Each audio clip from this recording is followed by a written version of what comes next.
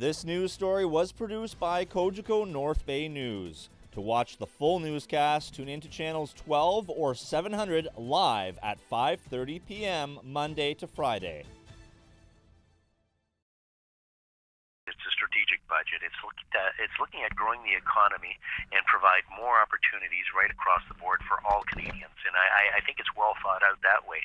One of the highlights for me, of course, was FedNor receiving an extra $5 million a year in its budget, which will allow for the development of more business and grow the economy in Northern Ontario.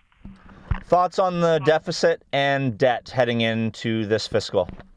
Yeah, no, I mean, debt is something that you always are concerned about. You have to mind when you look at when you look at Canada's net debt to GDP ratio, it's the lowest in the G7, reflecting significant holdings of financial assets.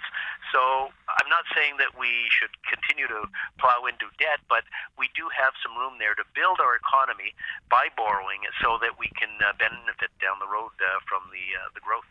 To no surprise, former Nipissing-Temiskaming Conservative MP Jay Aspin is not a fan of this federal budget. It was rather disheartening, to be honest with you.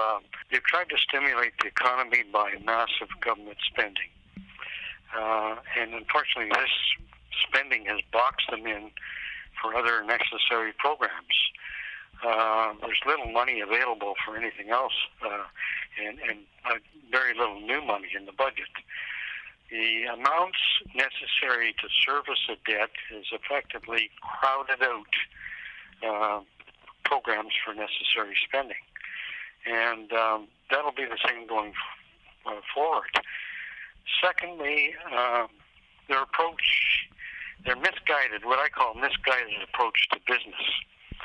Instead of creating the kind of business environment or the environment necessary for business growth, which of course is generated by the private sector, they choose to pick winners and losers in the economy. We wanted them to ensure that our businesses are much more competitive. We are having challenges. Of course, the U.S. are doing a lot of tax cuts now and different regulations, and we need to remain competitive for our businesses. And since that didn't happen, are you disappointed? A little bit, yes. Like I said, it was uneventful in that. One thing that, or a couple things that were positive though, FedNor, which not a lot of people are talking about, apparently they're increasing their budget another $25 million from the current $41 million over the next 5 years, so a $66 million investment from FedNor. So that's a kind of a nice chunk of money, and they're looking at a new growth plan for Northern Ontario, of course, through that FedNor funding.